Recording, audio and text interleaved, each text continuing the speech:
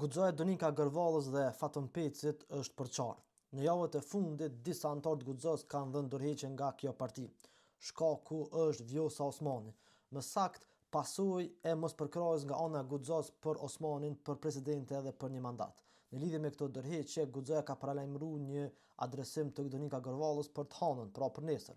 Ka me komentu fjalimin e Gërvallës kurdo që e bën atë Gërvalla, prandaj bëheni follow këtë faqe. Sidoqoftë, hajde këshyrim kush ka dhënë dorëheqje nga Guxoja. Dorëheqja më e madhe deri tash është padyshim Haxhi Avdyli.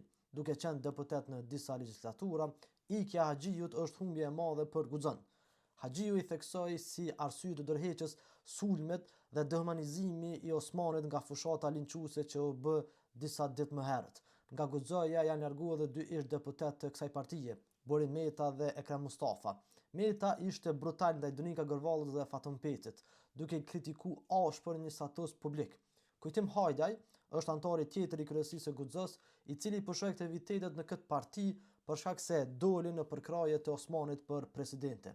Dorëheqje ka pasur këto ditë edhe nga Dega Deçanit dhe EPS. Çfarë do të thotë nesër Gërvalla?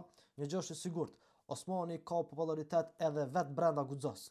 Përndryshe, falenderoj të gjithë bashkëpunëtorët e gazetës Politika, veçanërisht Randevu Klinik, Berisha Group dhe Vipa Chipsin, të cilët na përkrahin në punën tonë si gazetë për çdo muaj.